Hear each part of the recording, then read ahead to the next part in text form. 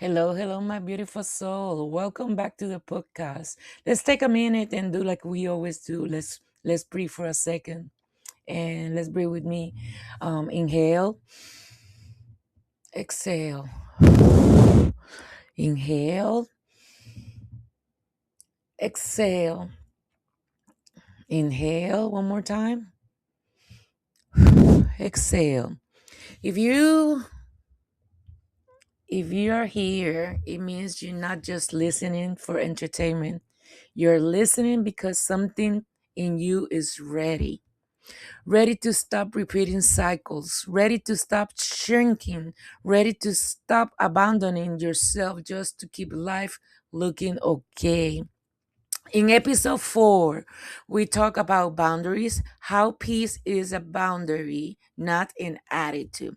And today, we're going deeper because there's a reason some of you and including me set boundaries and then immediately feel the urge to undo them. And that this took me so long for me to create these boundaries without feeling guilt, and we talk about that. I think it was episode number 2. um and there's a reason you say no and then send another message with a whole paragraph explaining why. There's a reason you choose yourself and then punish yourself for it. There's a reason you promise yourself never again and then find yourself right back in the same pattern. And that reason is often this: you are still negotiating with your old version of yourself. So today we're going to talk about what that means, what it happens, and how to finally let those old roles reset or rest, because I need you to hear this clearly. You don't owe loyalty to who you had to be to survive. So let's go into it. A lot of people think healing is about becoming a brand new person, but most of the time, healing is just about releasing roles you took on to stay safe, role you took on to be loved, roles you took on because nobody else was doing what needed to be done. And here's the truth: you can grow a version of yourself and still feel guilty about it, because the old version of you might be the one who keep the family together. Your old version of you might be the one who stay quiet to avoid conflict, tolerate disrespect, overgave to prove you were worthy, stay strong because nobody else was. So the old version of you might be the one who work hard, love hard, and try harder. So when you start choosing peace now, it can feel like you are betraying that version of you. But you are not betraying her, you are giving her rest. And let me say something that might shift you. Oh, my shift the whole perspective. The old version of you wasn't broken. She was brilliant, she was adapted. She learned what worked in the environment she was in. If waking up got you punished, she learned silence. If needed, and let me tell you this: if needs got ignored, she learned self sufficient.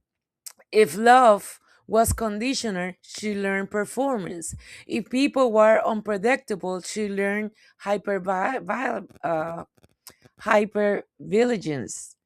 If abandonment was a threat, she learned to clean or to detach first. So when you look back and you think, why did I stay? Why did I tolerate that? Why did I live? Why did not I leave sooner? I want you to pause, because hindsight is not compassion, and healing does not happen through judgment. Healing happens through understanding. The old version of you did not, let's put it like that. The old version of you did what she needed to do with what she knew, what she had, and what she believed was possible at that time. Now you are different. And difference doesn't mean she failed, it means you grew. So you're going to ask me what it looks like to negotiate with your old you. And let's talk about how this show up in real life because I want you to recognize it immediately. Okay? So you're negotiating with old version of yourself when you set a boundary, then feel like you had to over explain it. Okay? You negotiate with your old version of yourself when you choose rest, then feel guilt and make up for it by overworking. You stop chasing someone, then feel anxious and go back to prove your worth. You decide you deserve better, then accept crumbs because at least it's familiar. You're negotiating with old version of yourself when you start healing, then sabotage because peace feeds on familiar. All you says, don't rock the boat, just keep it together. You are asking for too much. Be grateful for what you get. If you don't fix it, you will lose them. If you stop giving, you will be who will you be? And new you is trying to breathe because to because she's trying to live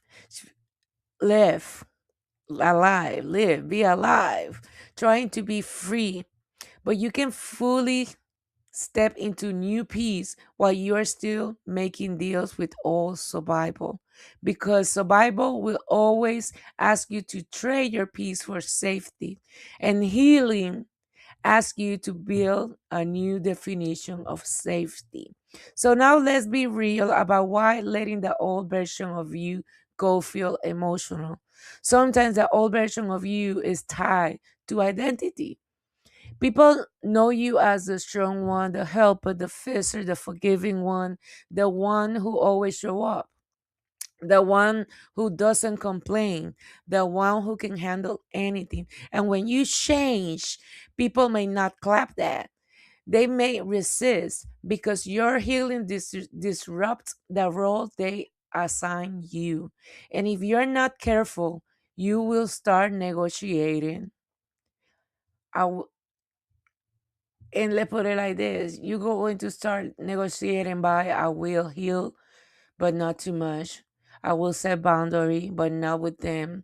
I will choose myself, but I will still stay available. I will grow, but I won't make anybody uncomfortable. Love, that's not peace, my beautiful soul. That's not peace. That's performance with better vocabulary.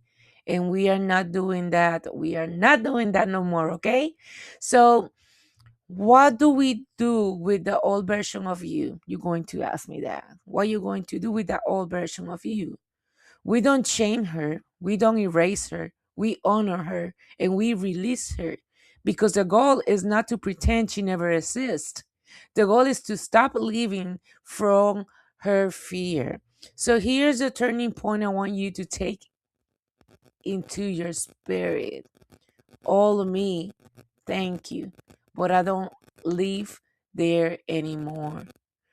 Let's repeat again. All me, thank you, but I don't live there anymore. One more time. We're going to take into your spirit. All me, thank you, but I don't live there anymore. You can honor the role you play without staying trapped in it.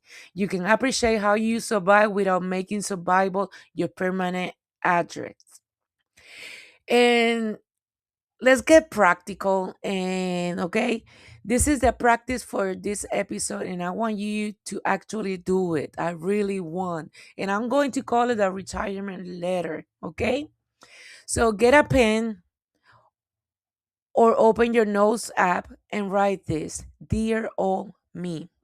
Then answer these prompts: thank you for, and you thank her for what she carried.